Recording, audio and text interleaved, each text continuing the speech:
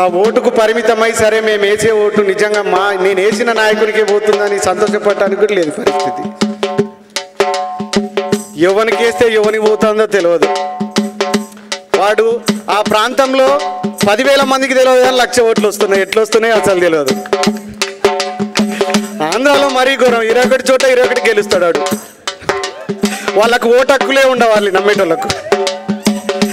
ఓటుకే పరిమితమైనదే జన్మ, ప్రాణముకు విలువన్నదే లేదమ్మ.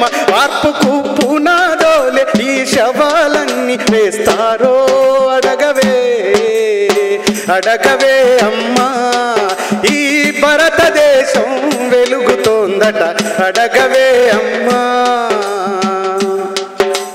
అందుకోసం సమూహ ద్వారా మనం ఈ సమాజానికి ఇవ్వాల్సిన సందేశం, చివరి దశలో ప్రజాస్వామ్యం చెదిరిపోయే ప్రజాస్వప్నం, శిథిలమవుతున్న చిగురు తొడిగే దశలో దేశం శిథిలమవుతున్న మాట సత్యం.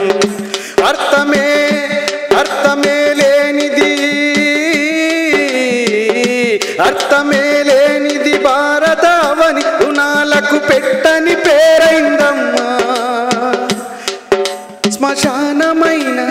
శ్మశానమైన ప్రశాంతమెంతో మన దేశము ఘోరమే అడగవే అమ్మా.